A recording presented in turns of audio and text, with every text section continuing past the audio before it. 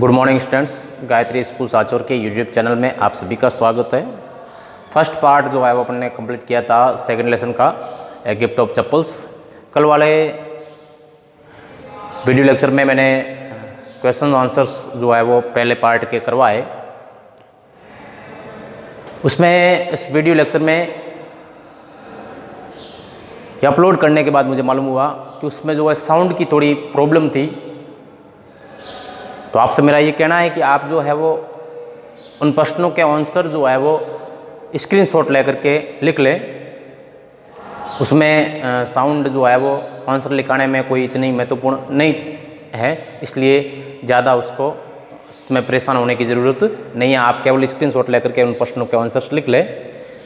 और आज जो है वो मैं आपके सामने उसी पार्ट का सेकंड पार्ट जो है आपका गिफ्ट ऑफ चप्पल्स, उसका दूसरा पार्ट जो है उसके डिफ़िकल्ट वर्ड्स लेकर के मैं आपके सामने उपस्थित हूँ। तो एक एक करके जो है वो इनके स्पेलिंग्स और अर्थ जो है वो समझेंगे। तो सबसे पहले जो है वो क्रेप्ट अप लिखा है, CREPT, क्रेप्ट और UP अप। क्रेप्ट अप का मतलब होता है चुपचाप गई या सावधानी पूर्वक जो है वो गई। दूसरा आपके शब्द है डिस्टेंस, DISTANC, डिस्टेंस दूरी, नाउन है। फिर है ऑकवर्डली, AWKWARDLY, ऑकवर्डली, बेढंगेपन से। फिर है बोस्ट्रिंग, BOWSTRING, बोस्ट्रिंग, वायलिन के तार, जैसे वीणा होता है, वीणा के तार होते हैं, ऐसे कैसे वायलिन के तार होते हैं, उसको बोस्ट्रिंग कहा जाता है। जटिंग आउट, JUTTING OUT, जटिंग आउट, बाहर की ओर निकली हुई, बाहर की ओर निकली हुई। ELBOWS, एल्बोज, कोनिया, एल्बोज यानी कोनिया। और फिर लिखा है ग्लेज्ड, GLAZD, फर्स्ट फॉर्म होता है इसका ग्लेज यानी चमकना, और यहाँ पर ग्लेज्ड यानी चमकती थी। फिर है कंसंट्रेशन, CONCENTRATION, कंसंट्रेशन का मतलब होता है पूरा ध्यान देना, एकाग्रचित होना। फिर है बोनी, BONY, बोनी, बोनी का मतलब होता है बहुत ही दुबला पतला। फिर है फिगर, नाउन है ये भी, FIGURE, फिगर यानी आकृति। और फिर लिखा है बॉल्ड, BALD, बॉल्ड का मतलब गंजा, जिसके सिर पे बाल नहीं होते हैं उसको बोल्ड कहा जाता है। फ्रिंज लिखा है FRINGE, फ्रिंज पर, फ्रिंज का मतलब जो है होता है माथे पर लटकते हुए बाल, माथे पर लटकते हुए बाल। Old fashioned, OLD FASHIONED, old fashioned का मतलब होता है प्रथागत या पुराने प्रकार का। फिर है टफ्ट, TUFT, टफ्ट, बालों का गुच्छा। फिर है ग्लीम्ड, GLEM, ग्लीम का मतलब चमकना होता है, ग्लीम्ड यानी चमकी। फिर है लीदरी, LEATHER, लीदर यानी चमड़ा होता है, लीदरी यानी चमड़े का, चमड़े जैसी, ये चमड़े जैसा। फिर उसके बाद में ग्लिटर्ड, GLITTER, ग्लिटर का मतलब तेजी से चमकना, ग्लिटर्ड यानी तेजी से चमकी, वर्ड का, वर्ब का सेकंड फॉर्म है ये, सॉरी। GLIDED, ग्लाइडेड यानी सहजता से जाना, सहजता से खिसकना, यहाँ पर सहजता से चली, वर्ब का सेकंड फॉर्म है ये भी। फिर है नाउन, STEM, स्टेम, वायलिन का पतला और लंबा भाग, ऊपर का हत्था जो होता है उसको स्टेम कहा जाता है। फिर है stuck out, STUCKOUT, stuck out, बाहर निकला हुआ। फिर है वेस्टी, VESH TI वेष्टि, वेष्टि यानी धोती को कहते हैं तमिल भाषा में धोती को वेष्टि कहा जाता है। फिर है beating time, BEATING beating time, ताल मिलाते हुए। फिर शब्द आया है स्क्रॉनी, SCRAWNY स्क्रॉनी, पतला एवं लंबा। फिर है big toe, BIGTOE big toe, पैर का अंगूठा। NOTES नोट्स, संगीत के स्वर। और फिर है स्टम्बल्ड, STUMBLED स्टम्बल्ड, रुक रुक करके अनुसरण किया। फिर है क्वाइट, QUIT क्वाइट यानी पूरी तरह से। और फिर शब्द है आपके सामने हेल्प और लेस, हेल्पलेस, HELPLESS हेल्पलेस का मतलब होता है अक्षम या असहाय। तो ये कुछ स्पेलिंग थे, इससे आगे वाले स्पेलिंग लिखेंगे, लेकिन उससे पहले जो है वो मैं चाहता हूँ कि इसका स्क्रीनशॉट ले लें आप, जिससे कि आपको लिखने में सुविधा हो। तो नेक्स्ट कुछ स्पेलिंग जो है आपके सामने प्रस्तुत है, देखिए। फ्लोट अप, फ्लोट का मतलब होता है तैरना, FLOAT फ्लोट यानी तैरना।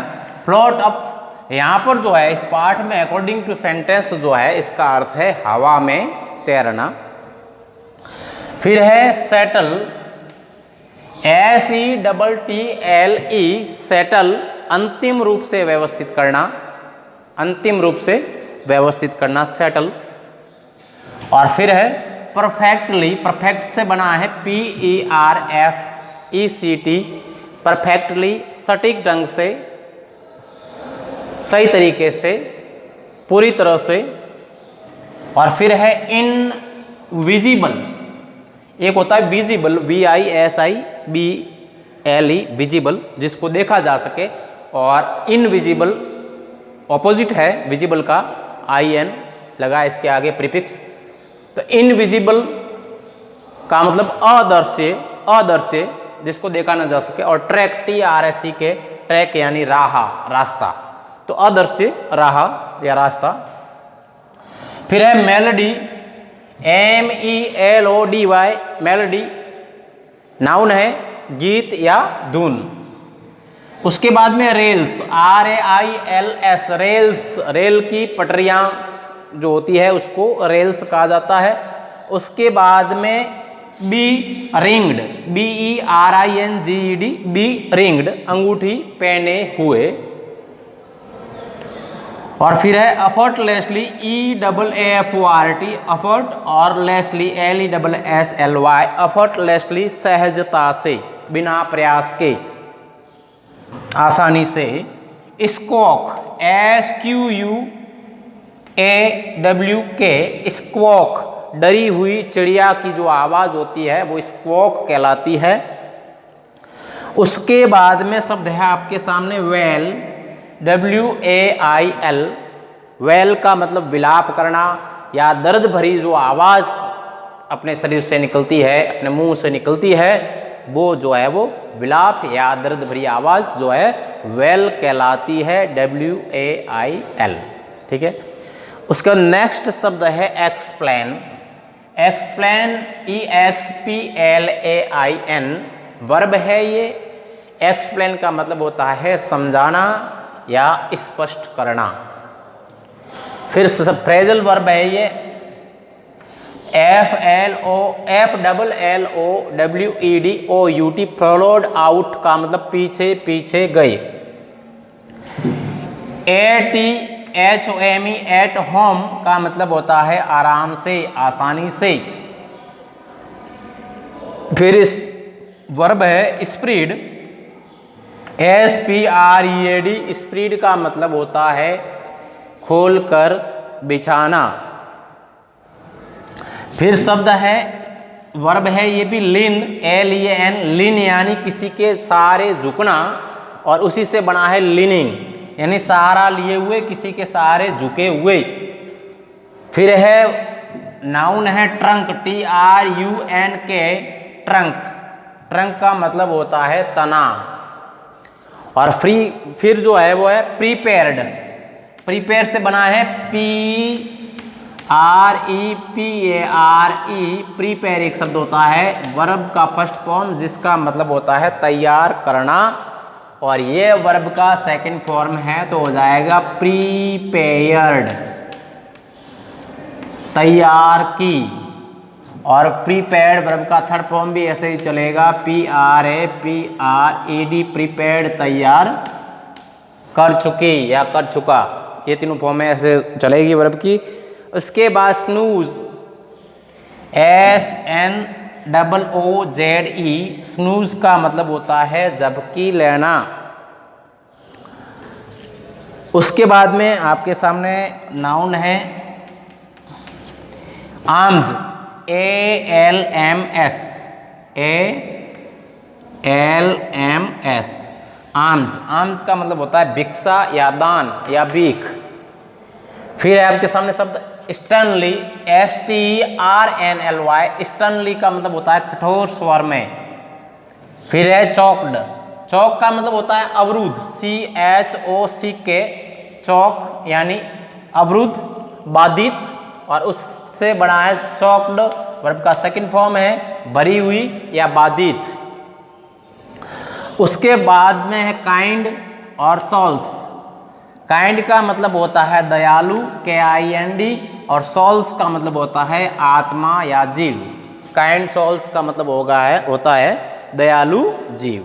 फिर है जेनरसिटी, जो कि नाउन है जेनरसिटी, GENEROSITY, जेनरसिटी, उदारता। और उसके बाद जो है वो आपके सामने शब्द है turn away, turn away, TURNAWAY,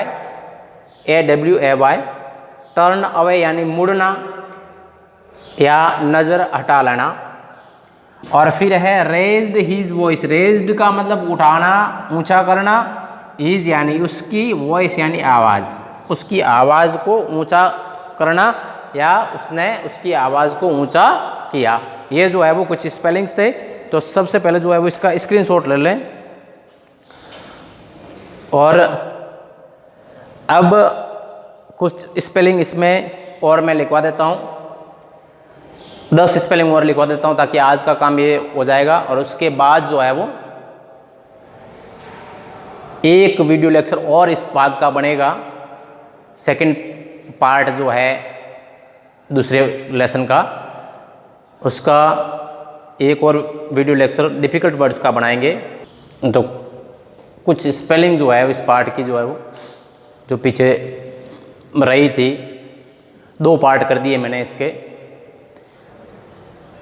second lesson का जो दूसरा भाग है उसके स्पेलिंग्स के 2 भाग कर दिए, जिसमें आधी मैंने आज लिखवाई है और आधी कल वाले वीडियो लेक्चर में मैं लिखवाऊंगा। काफ़ी ज़्यादा है स्पेलिंग इसलिए। तो ये कुछ स्पेलिंग और आपके सामने है, जिसमें लिखा है FEEBLE, फीबल का मतलब होता है कमज़ोर, नाउन है। RUMBLE, रंबल का मतलब होता है गड़गड़ाहट की आवाज़, ट्रेन की जैसे आवाज़ होती है चलने की, तो रंबल कहलाती है वो। और विदर्ड,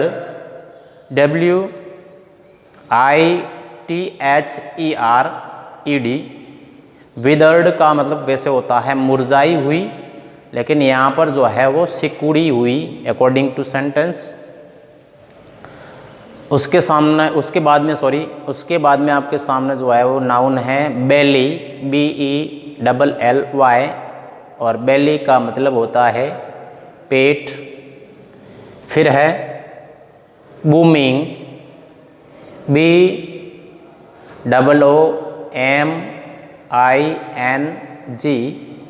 बूमिंग, और बूमिंग का मतलब होता है गूंजती हुई आवाज़।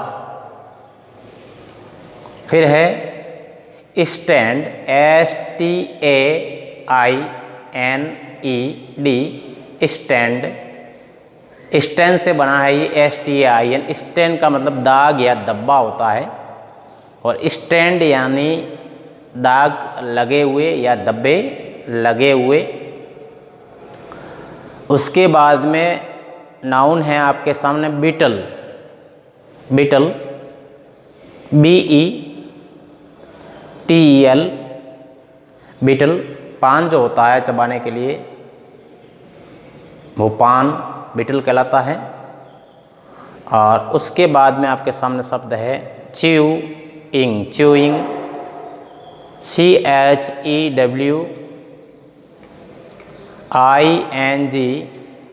च्यूइंग चबाते हुए। च्यू का मतलब CHEW, च्यू का मतलब चबाना होता है और कंटिन्यूस है, ING लगा है इसमें, च्यूइंग यानी चबाते हुए। उसके बाद है kept, KEPT, kept, my MY, body BODY, body, and AND, soul SOUL, soul, together TOGETHER। तो हो गया kept my body and soul together. इसका पूरे का अर्थ जो होता है वह है जीवित रहा, जीवित रहा, जीवित